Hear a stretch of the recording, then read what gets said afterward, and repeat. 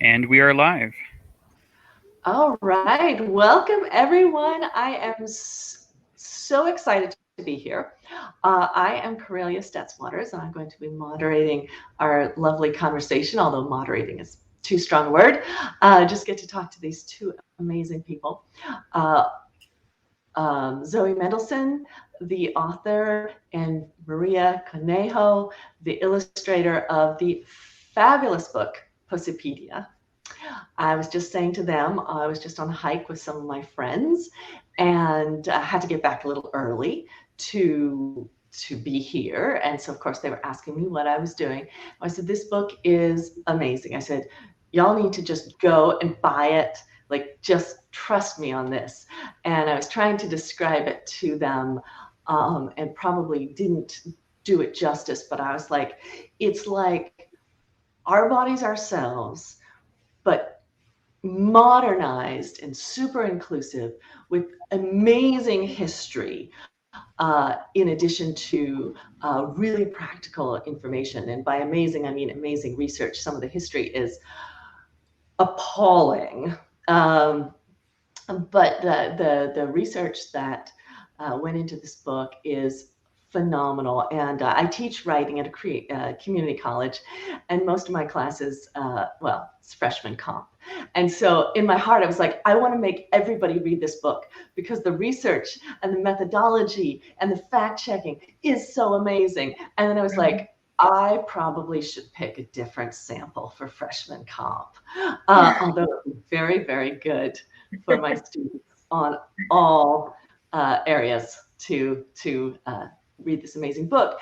And then to go along with this phenomenal research, Maria has done such beautiful illustrations and illustrations that hit that incredible sweet spot where they are both aesthetically beautiful, uh, anatomically accurate, and not not precious, but not rubbery and gynecological, and something that you would love to see on your wall, but something that doesn't shy away from the true anatomy of the body parts that she is illustrating. So just amazing, mind-blowing. So anyways, our bios will be in the chat field, and in the chat field is also room to ask some questions, which I will leave us about 10 minutes at the end to get to your questions. So feel free to pop those on in there. I'll just tell you a little tiny bit about myself and why I got this incredible pleasure of being here. And then we're going to jump into the questions. And I'm super excited because I wrote up a list of questions and I showed them to Maria and Zoe. And I had the questions organized like, here are the appropriate questions that every panel moderator should ask. And here are the really interesting ones, like, will this book make my sex life better? And so those came at the end. Zoe's like, why don't we move the interesting ones up to the front and get to the respectable panel type questions later on? I'm like, oh, yes, I'm so into that. So anyways, my name's Karelia Stetz-Waters. I get this enormous pleasure, I believe, because I am a woman-loving women romance writer. My most recent release was Satisfaction Guaranteed. Here we go. Wherein a sexually inexperienced woman inherits half of her aunt's bankrupt sex toy store. The book started for me as just a funny setting. I was in a sex toy store, happened to be buying a replacement vibrator because my dog ate one, happened to be holding a kombucha starter, which looks like a glob of mucus, in a mason jar, because I just picked it up from my friend who worked down the street. So there I was with the mason jar and the mucus and buying the vibrator that my dog ate. And it was just this funny moment. And all my books are set in Portland, Oregon. I was like, oh, this is classic Portland, have to set something here.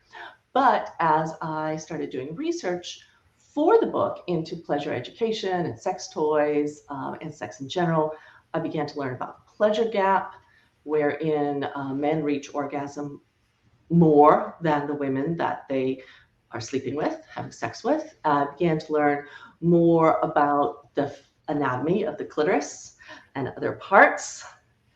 I have now become obsessed with collecting them. I have the necklace. the model. You can't see because of the reflection. I have some artwork behind me. So it went from, oh, this is a funny place to set a romance novel, to a real cause, because I felt like as a woman-loving woman romance writer, I had the opportunity to kind of challenge some of the scripts that society gives us about what sex should be, how it works, what comes first, what's important, because those all focus on the male sexual experience and anatomy. And that is enough about me. That is just how I got this wonderful pleasure of being here with our two guests, panelists, people of honor. So as I mentioned, Pussypedia provides a historical context for what we know about the pussy. And Zoe and Maria have chosen the pussy as opposed to the female anatomy, because there are people who have pussies who are not women. And so this is more inclusive, and they're using pussy to encompass the vulva, the clitoris, anus, uterus, bladder. So really looking at a lot of very important parts. So they've introduced us to the history behind how we understand and misunderstand the pussy itself, the anatomy. A lot of really useful advice on issues that people may have. It's a really good, both a history lesson and a guidebook. And like I said before, one of the things I just love about this book is the imagery. And here's one of my favorites, obviously, because I'm obsessed with the clitoris. So if you can see this here, this is wonderful. I'd seen a lot of imagery of the clitoris and diagrams, but I've never seen one that showed the clitoris flaccid and erect. And so that was really exciting for me. So the first question, I'm going to go maybe a little bit outside the book and into society. So the first question I'm curious about, what kind of pussy imagery do we see or not see in mainstream media? And how do the images in Pussypedia reshape or challenge or speak to that imagery? I'd love to hear your thoughts on that. Maria's an expert in this. Well, I think that at least in my experience, in my personal experience, the pussy imaginary was absent. Like I only saw diagrams of the internal organs called the reproductive organs in my childhood and in my when I was a teenager. And we are very used to see very heteronormative experiences, and also not see the diversity of vulvas that exist out there, because actually I never saw a vulva image until I was like a different vulva image than the porn has, till I was maybe 20 something. And yeah, what we were trying to do in the book with the images was precisely to be honest and to be fun about it, to talk about this in a very fun way and direct also, and to make it look like, I don't know, like power symbols or something like that. I think that's what I was trying to do with the images in this book.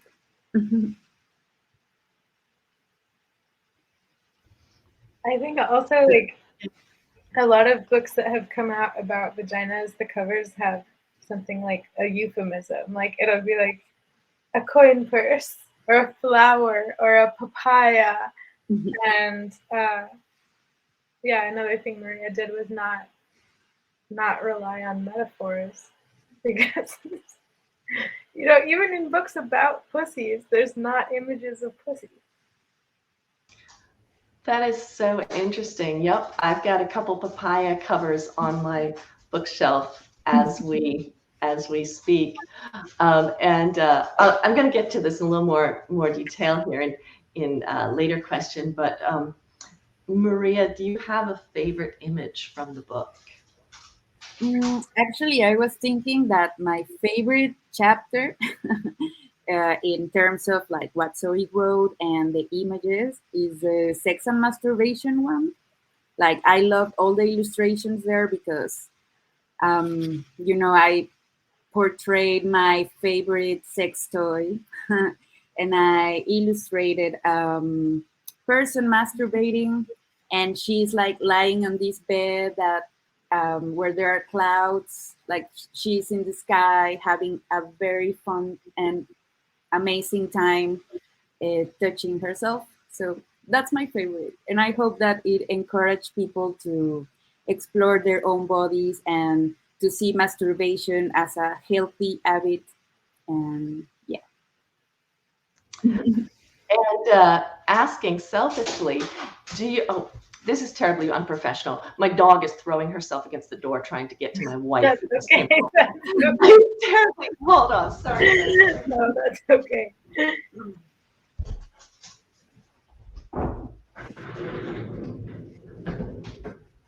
I was certain that she would be good, and I was wrong.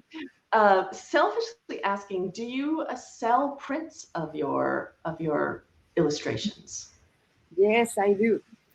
I do, and I will do some pussy prints soon for the world.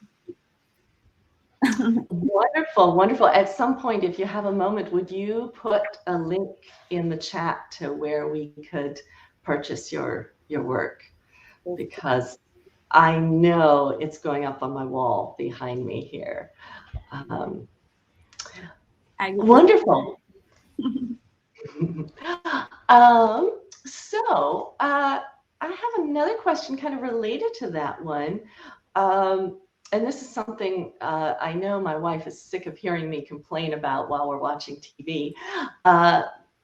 So what are some of your thoughts on the sex scenes that we see on TV or read in novels? Nobody's talking. They don't talk. Tell us more. Tell us more.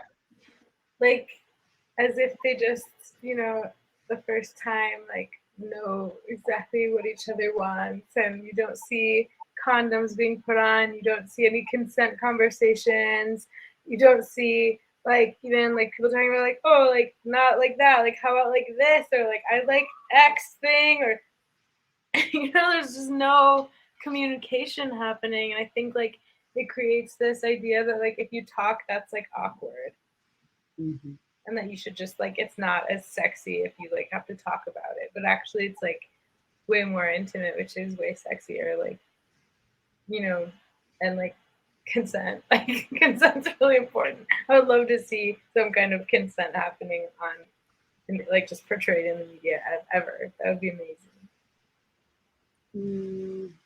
Yeah, and also I think that there, like in sex between heterosexual people, like you never see a guy worried about making a woman feel pleasure. Like you never see like some foreplay. That's how you call it. Like foreplay before the sex. Like you just go direct to the action, and it's just so weird. Mm-hmm. Yeah, definitely like no foreplay. That's so true. I complain absolutely every single time my wife and I are watching. I try not to complain about sex scenes while I'm watching movies with other people, but probably I do that too. But every time there's a scene where I can see all four hands and there's penetration. Like, so it goes from 0 to 60, only penetration. Clitoris is not involved. His hands are here. Her hands are here. There's no sex toy. I'm like, and she magically comes. Yes, she comes instantly, just like that. Oh yeah. I'm like, no. And that's one of the things that I've been trying, that I think is, so cool about writing romance novels with two women, because there's no penis unless you want to take it out of the drawer. It's just not. That's just not the focus. So I really enjoy that. And as a little side note from my own writing career, I believe at this point I am, and I'm hoping someone will contradict me, The only person I know who has used the word vulva in a sexy way in a sex scene. That's just not a word that shows up in romance novels. Hell yeah. Also, I'm sorry about the noise. It's like storming and there's this rain just pummeling my window. It's sure it's been loud. Oh no, it's always fun to know where folks are. Where are you two right now? I think maybe I'm gonna try to move because I can't even hear you guys over the rain. Sorry. Okay. How about you, Maria? Where are you right now in the world?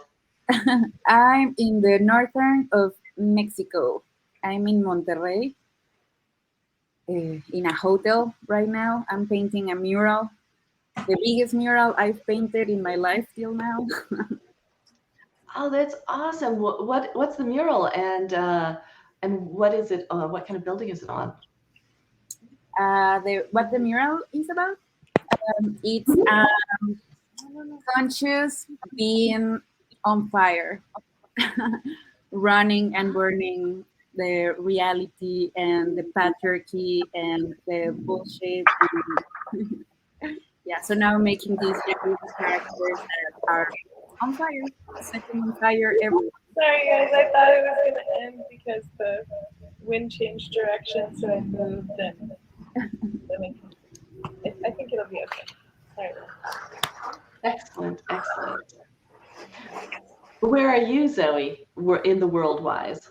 I'm at my mom's house in Chicago. All right, excellent. I'm here in Albany, Oregon, a town that nobody has heard of except in Oregon. If you see, I'm from Albany, and people are like, I don't know, where is that? And then you say, it's the town on I-5 that smells bad.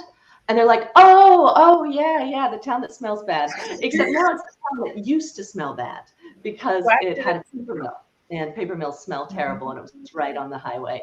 So yeah, I am in the town that used to smell bad, which is otherwise a lovely place to live. All right, so let's see here. Chatted a little bit about what you see on TV. Any other thoughts on that in terms of representation and sex in media? And then also, my favorite question, will reading Pussypedia make me have a better sex life or help people have better sex lives? And if so, how? I hope. I mean, if the book is successful, I hope it would because it would. I hope that people feel more comfortable with their bodies after reading the book. I hope that people feel more comfortable, not just. I mean, for me, like really studying the history of how these narratives about our vaginas being dirty and stinky and gross, like studying how they were sort of manufactured and spread and stuff like that helped me feel less gross, like my body, just like the indignance helps the healing. Like, so there's that, and understanding what's going on, like when arousal happens, like understanding the anatomy of the urethral sponge and the clitoral bulbs, and like understanding, when you feel a sensation and you know what's happening, all of a sudden you're like, oh, like my body's doing this. And also I think I affirmed that a lot of things are normal, and I hope that people feel validated or just more sure that they're normal. And yeah, also because there's some tips. I don't know. I mean, I think I don't know if, I think hopefully for young people, like nobody will grow up being lube shy that reads this book, at least. And yeah, I hope even that people feel more comfortable about their hang-ups. Like I talked about my hang-ups and sort of being able to explain them away in my head, but not get over them emotionally. I hope that people just feel more comfortable with themselves. I want to inform people about their bodies and the history of these things, and make people better readers, but definitely a huge part of it is helping people feel better.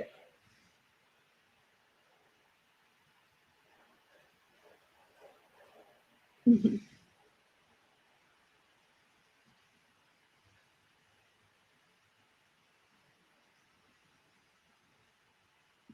Am I dead? Am I frozen?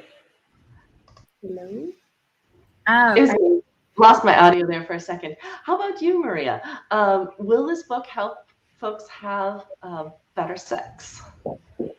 yes, I hope so because I mean, how I feel after reading it when I was illustrating, felt like I feel more empowered in asking what I want.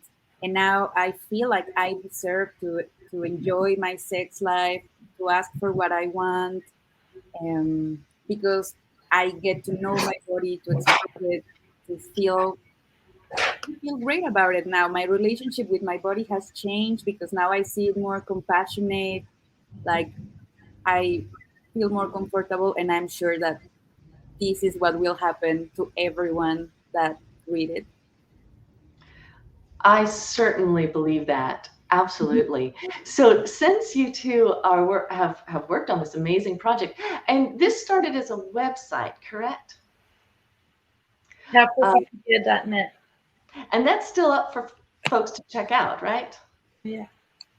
Wonderful, wonderful. So since you have been doing this amazing work, have all your friends started to text you with weird sex questions or body questions?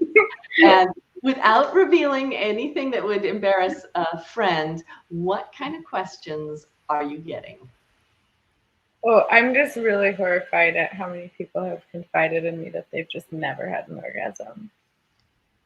I mean, it's not just friends texting, it's like people coming up to me at parties or, we've been doing Pussypedia for a long time. It was like a long time before quarantine. And people would just come up and tell me, like, I've never had an orgasm. I mean, more like maybe like 10 people. It's just like so many. Or just people that really don't enjoy sex and want to. And it's been really depressing. I mean, and those are just the people that are telling me. I don't think that big of a proportion of people would feel comfortable, even though we're like the Pussypedia girls. Like all of a sudden, I'm like the Pussypedia girl. So people want to talk to me about their pussies, which is fine. I like it, but um, that's only the people that are telling me. So like I don't know, like maximum that's probably 50% of the people who encounter me and think about telling me.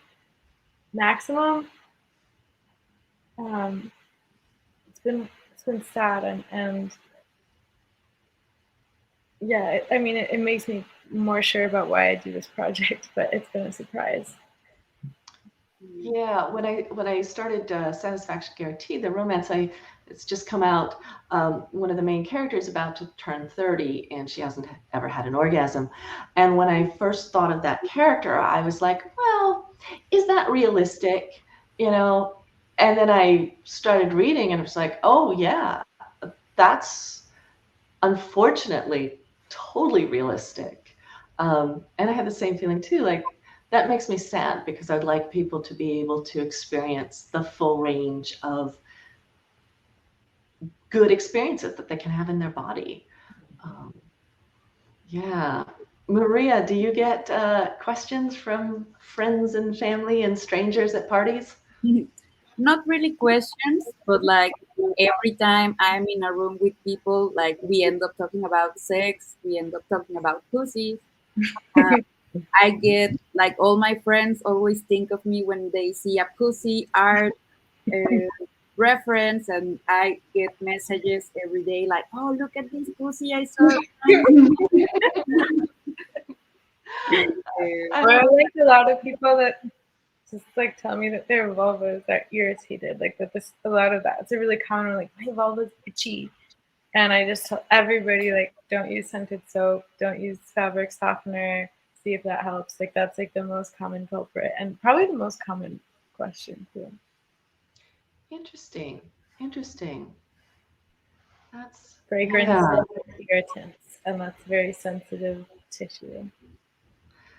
And a part of our body that doesn't need to be cleaned with Blue Dawn every morning and astringents and stuff. Yeah, Yeah. yeah. and especially not like in the vagina, like no soap between the inner labia. That's something that took me way too long to learn, and my life quality just improved when I learned that. I mean, I just remember yeast infections all the time. I remember reading that in your in the book, and actually that kind of brings me to the next question. One of the things that I noticed, which I loved about the book, is you're really honest about your own experiences, good and bad, and so I'm curious about what it took, just kind of personally, to share that much, and also from both of you, has writing and illustrating this book changed your life in any way? I'll answer the first question first. The It was the only way to like live my politics. I want people to feel comfortable, and so normalizing it means being honest about it. And I'm not over it, and I don't pretend to be over it. You know, I still have plenty of hang-ups and bodily shame. And yeah, actually, my friend is over, and I was saying I'm gonna put a bra on before the thing, and she was like, "Why?" And I was like, "You're right." Yeah, but yeah, I don't pretend to be over it, but I'm like trying to get over it. I'm like trying to get over so many things so I can just be free and happy and feel good in my body. And I thought that the best way to help make that a reality is you have to do it. Like you have to like be honest about this stuff. Like people need to feel like they can too. And it should not be shameful. I mean, none of what I shared should be shameful. None of it. Maybe the part about snooping through people's stuff looking for dildos, that is the exception. That is shameful. I'm sorry. I did that. I was 13. um, like 12, 13, 14. It's almost required that you Like snoop. my People don't want their infections, because I was 13-year-old. trying to clean my vagina, like I was trying to clean it, you know. And um, people buy douches and vaginal washes and all this stuff. It gives you yeast infections. It gives you BV, and it's really sad that it's sold to us. And it's like you're not stupid for thinking that a product that's sold to you to clean your vagina should clean your vagina. So it shouldn't be shameful. And the amount of shame I experienced about my yeast infections was a lot. And I just hope that if I can just talk about it, then someone else who had that experience could feel less shame. So that's why I did that. And to start, Maria, you talk first. I mean, we talk a lot about how doing this project changed our lives, but it's actually one of my favorite questions to answer. But Maria, you go first. I go first. How this book changed my life? Well, my work used to be before Pussypedia all about the body, you know, like my experience with my body, my discomfort. Like I went, like it was a healing way for me to change the perception about my body, to end shame on bodies. You know, I studied in a Catholic school, so I had plenty of experiences of like people shaming me, like making me feel ashamed of my own body. And I grew up with that. And my work was all about changing that perception and showing the body as something that isn't shameful. But then after this book, it I don't know, like something changed because I don't want to keep talking about how bodies had been how do you say, like covered with shame. In history, I want to make different representations of how we have power to do whatever we want to do, and we have power to choose and build the lives that we want to live, and make the best choices for ourselves and go and follow our biggest dreams. And now I'm working on this new series of work that talks about that talks about a new consciousness. And this is not about your body. This is about the way we think and changing all these patriarchal structures that we were born in, that shaped us and are limiting us in every single way of our lives, you know. Yeah, that's how my life has changed, and now I feel better with myself. I feel empowered. I feel very proud of this book. It was a huge project, and I'm very glad we did it. I am too, and so many people are going to get so much out of this book. And one little thing like not washing inside your vagina and not getting as many yeast infections can change someone's life. It changed One page. Yeah. And then without that shame and that suffering, that frees up so much more of our selves to explore. Because the shame is really like just this leak. It's like a attention and energy leak in yourself. Like, it's horrible. Yeah, and it also like has so many bad effects in your whole life. Like, shame about one thing about yourself can like make you just cede your power. So I'm not worth it. Here, yeah, I don't deserve this. So, you know, and takes away your agency. Like, causes you to like take away your own agency. Yeah, I like that metaphor of the leak. Have all this vitality, and shame just empties that out, drains it out when we don't need to be ashamed of being ourselves and living in our bodies. Yeah. And I think, 13-year-old kids get to look for dildos. It's just like the way of the world. Of course you look for stuff when you're 13. I mean, I wrote about it in the book. I found a dildo. It was like this giant, rotating, vibrating, crazy ass dildo when I was like 10. And my friend's mom caught us like in her closet, and she was so embarrassed. And I figured out what it was. I knew what sex was. And after that, I kind of figured out that like people had those, and I was so curious about them. And so when I would babysit from the time I was like 12 and like pet sit and whatever, I would always, or like if I went over to friends' houses, I would be like, let's like look in your parents' drawers. Of course. I just wanted to see them. I didn't touch them. Like, I knew not to touch them. I love that. All I found was Our Bodies, Ourselves. Not all. That's a wonderful book to find. But never found anything really good at my parents' house or my friend's parents' house. Very disappointing. I remember, I love the imagery in the book, and I remember, as you've pointed out in Pussypedia, that a lot of sex ed anatomical drawings don't have the clitoris, or they have it's just a little dot.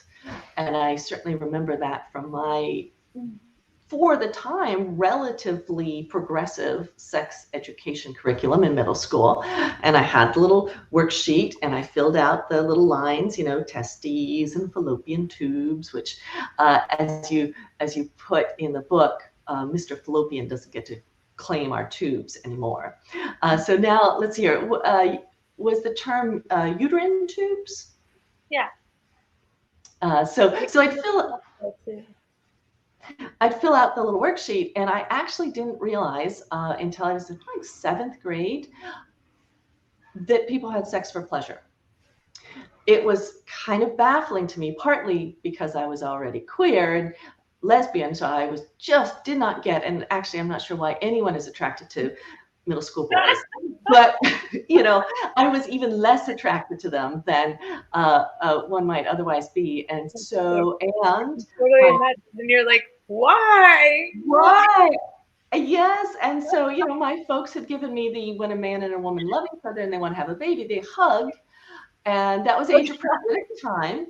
And then I had my little worksheet with the fallopian tubes and the testes and the scrotal sac, and all of that seemed a little unpleasant to me. And I did not understand that people had sex because they thought it was fun. It wasn't just that I didn't get how it could be fun. I did not get the pleasure piece until someone passed a romance novel around the gym locker room. And it was terrible. It was all the like shaft of his manhood plunges into the flower of her virginity. But the light went off. I was like, oh, okay. That's the game we're playing here. But it was years later, like well into my adulthood and well into my career as a romance writer, where I thought of myself as a pretty, evolved, woke sex scene writer, was way old when I learned the full structure of the clitoris. And I was like, how did I not know this? Like, I'm the one who's writing the woke lesbian sex scenes. Like, how did I not know? I mean, it's just wild. Like once you get it, that it's the same thing as a penis, and we have one too, and it's the same size. Now, when I look at these books, like my friend just gave me this vintage sex encyclopedia, and it's like sex organs of the male, and it's like penis, testicles, sex organs of the female, uterus, ovaries, and there's just no clitoris. It's just gone. It's just not there. And it's not that they didn't know about it. They did know about it. So it's like, oh my God. Oh my God, it seems so crazy and obvious to me now, that it's just so missing. And the idea that it's profane, that it's too profane to teach little people with pussies that they have clitorises, is just the idea that our pleasure is profane. But I remember learning about boys going through puberty and having wet dreams, and they would tell the boys, they would teach them about boners, and they would tell them, yeah, like you might have sex dreams and you might come in your sleep. Like we all learn that. And the girls, like, no mention of us having desire, no mention of us having pleasure, and the cultural tropes too, not just in school, but yeah, boys get boners, and they always have boners all the time when they're going through puberty, and haha, horny little boys and whatever. And it's like, oh, we're horny too. And yeah, the idea that our pleasure is too profane is like, what is gonna happen? Like, what is gonna happen if we teach the people with pussies that their bodies are capable of producing pleasure? Like, literally, through the course of history, multiple people wrote that society would implode. Yeah. And we believe it on some level because there's still no clitorises in anatomy books and the reproduction units for kids. We're still not teaching people with pussies that they have clitorises. So on some level, we haven't gotten over that, It is shocking. It's really, really, like you say, once you know, it just kind of blew my mind what I didn't know, and then why no one had taught me. Yeah. So a little note here to folks who are listening. If you have a question, pop it in the chat. I'm going to leave about 10 minutes for questions, and I would love to hear what's on your mind. So do that, definitely do that. And then kind of getting back to the questions I got here, but very much related to the conversation that we're having.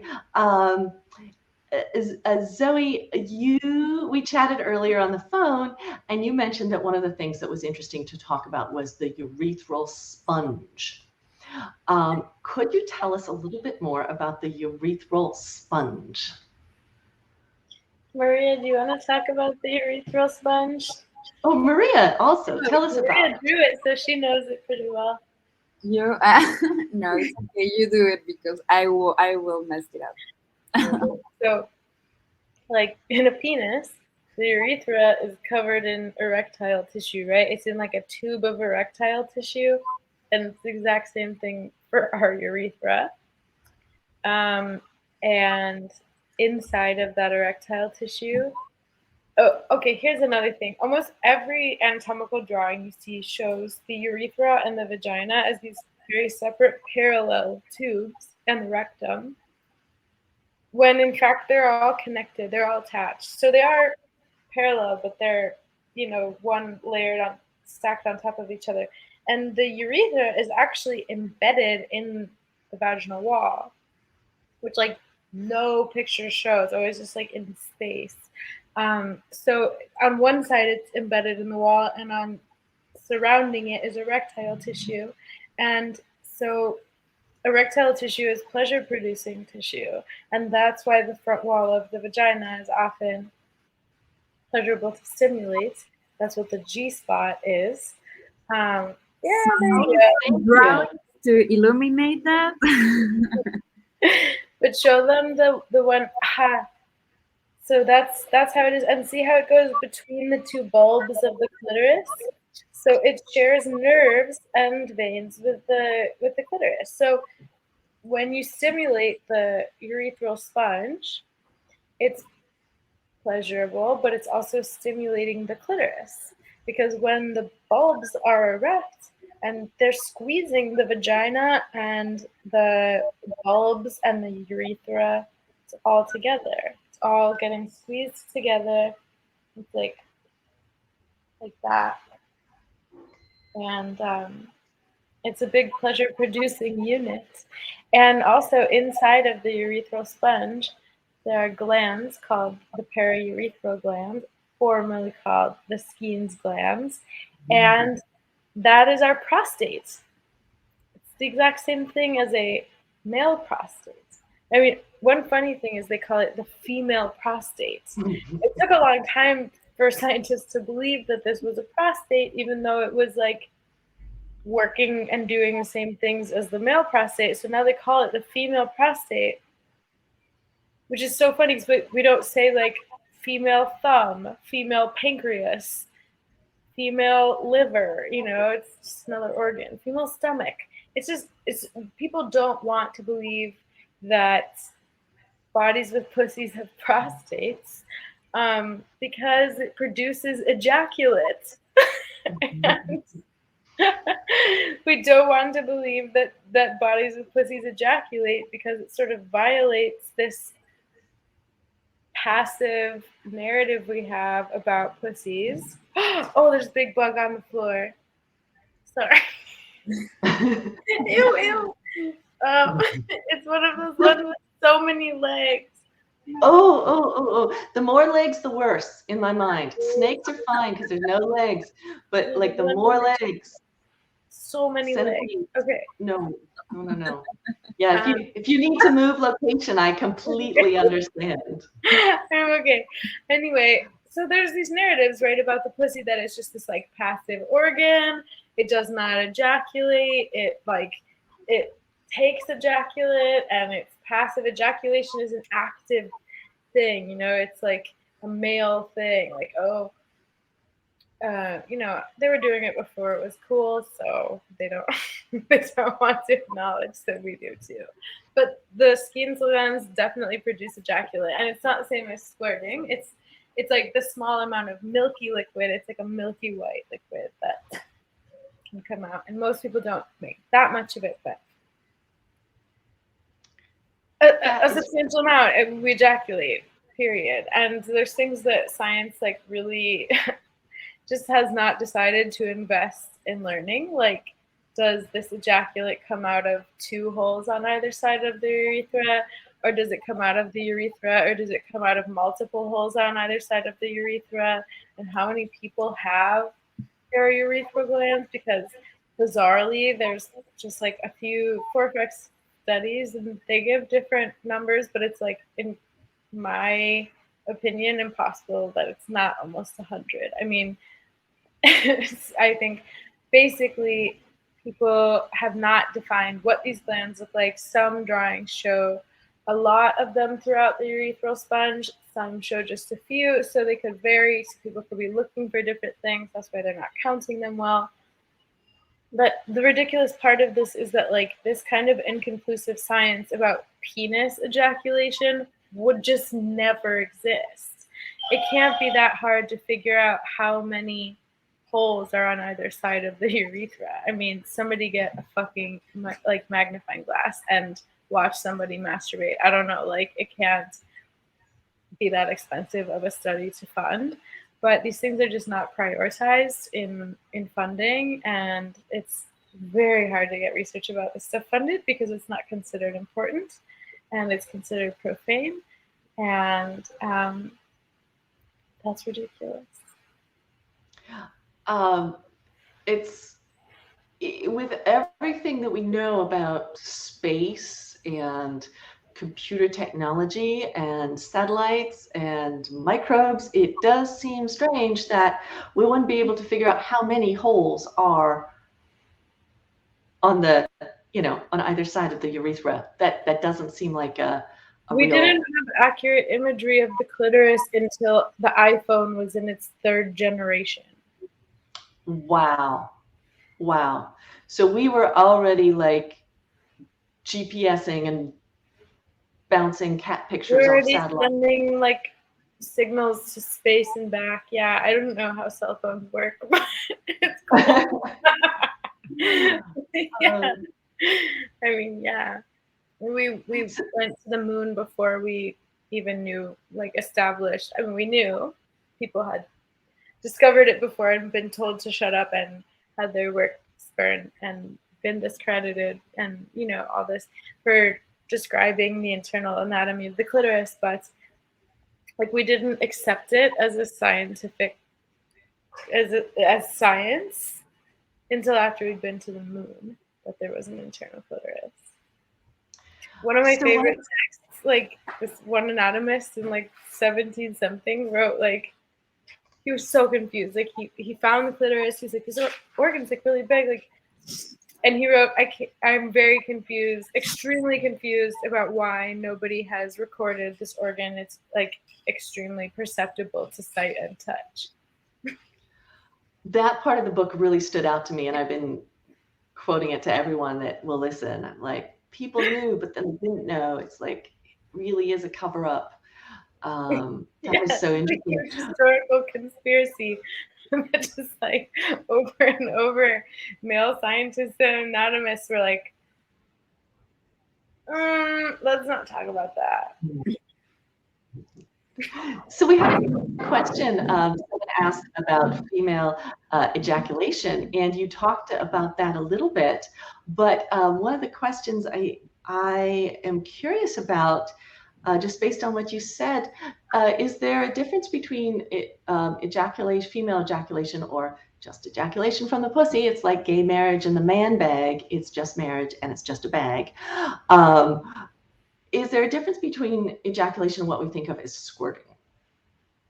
I just like want to make a side note that in another item on that list that I think is so funny. I'm a good friend of mine. Someone said girl crush the other day. She said a girl crush is just a homophobic crush. Like, that's just a crush. You just have a crush. It's just a crush. I love that. Yeah. Almost any time we tag girl, man on front of something, it's like, no, it's probably just what it is. That's just ejaculation. I mean, what Masters and Johnson, like, they saw so many people ejaculating and they even recorded it, but then wrote the idea that women ejaculate probably comes from fantasy novels.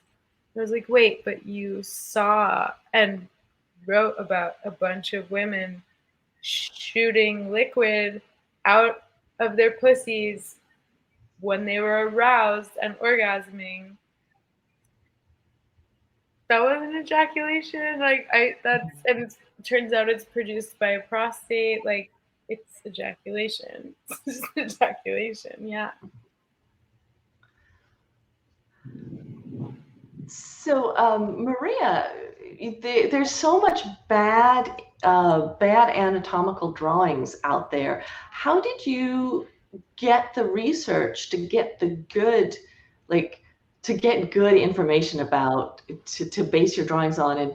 And also, have you had a chance to look at any cadavers to look at this anatomy? No, I haven't looked at any cadavers. But I think I went through every research source that Zoe used for the book. That was my main source. And then I went through all the diagrams that I could find on the internet and like compare them and compare all the information too. And it was also a process of fact checking. So we got the most accurate. And also for in the website in pussypedia.net, we had a 3D model of the pussy that's there free for everyone to explore it, layers 360. And it was my main reference for to be accurate in this mission. That is so cool. That is so cool. I remember when I was first trying to get a model of the clitoris, just a real simple, this one here. I hadn't thought to look on Etsy, and Amazon didn't have one, which is amazing because you can buy like everything on Amazon. But I found online a French doctor who had publicized the, I don't know, recipe, I'm sure it's the wrong term, the recipe for 3D printing a model of the clitoris.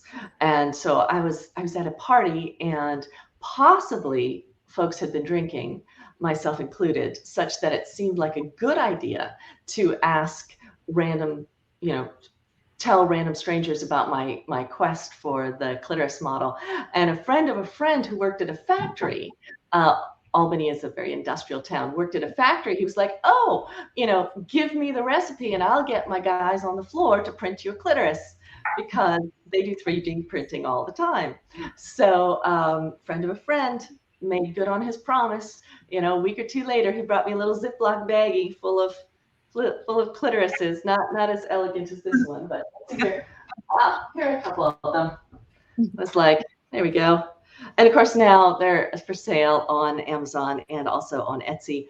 But at the time, again, like not seeing the clitoris in anatomical drawings, it's like, really, on Amazon, I can buy a kayak, I can buy a coffin, I can buy pesticides that will kill everyone in my neighborhood, but I can't get a clitoris. And let's see here, we got a great, really important question in the chat, and I see Zoe wrote back, that you don't know, and the question was, can people with pussies get prostate cancer? Really interesting question.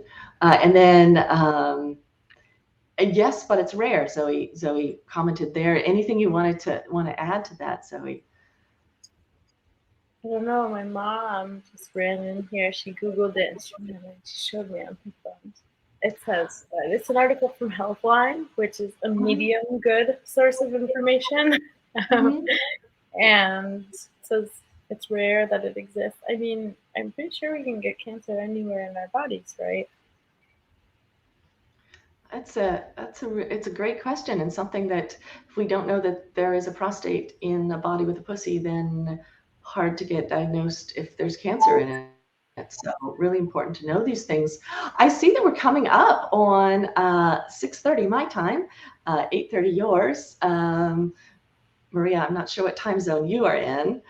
But anyways, we're coming to the end of our time together. Is there anything that you would like to share?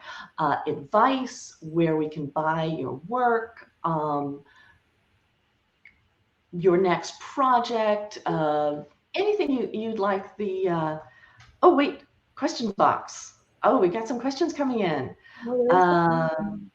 Yes, folks want to know what's the next project after the mural, and what is the next book project? Yes.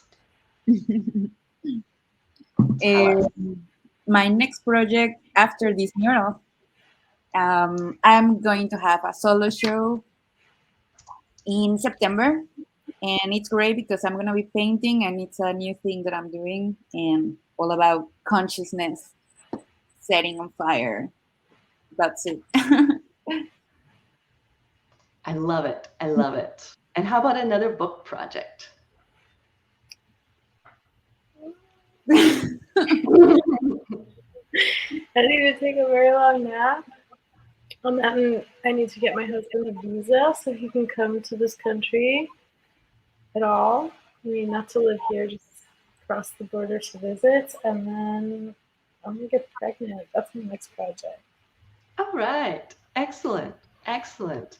Wonderful. Wonderful. Oh my gosh. It is so great to talk to you. This has just been amazing for me. And thank you for everyone who's come and asked questions and learned interesting things. This work is absolutely groundbreaking, revolutionary. You are changing the world. You know, the book has been out for a week, and there are people who have read it already whose lives are going to be better. The rest of their life and quality of life is going to be improved because of what you've done here. So I just want to say thank you from those people. As a writer myself, I know, you know, sometimes you get messages from folks and it's wonderful, but for everyone who writes, there's 100 who didn't write and tell you how important this work was to you, to them. So I'm saying it for them because I know this is just going to bring people so much peace and health and joy and relieve them of some shame and free up space for all the good stuff that comes when we're not burned down by shame. So thank you so much. And thank you to Barbara's Bookstore and everyone here. Look these two fabulous people up online. I presume you are on the socials where people can find you. Actually, I know you are because I tracked you down on Instagram, both of you. And I am as well, and would love to hear from anyone who wants to communicate. So with that said, I think I will say we'll say good night to everyone, and there will be a recording of this on YouTube, so you can share it with your friends. Do share it with your friends. They need to know this stuff. And have a wonderful night, everyone. Take care, and thank you so much. Thank you.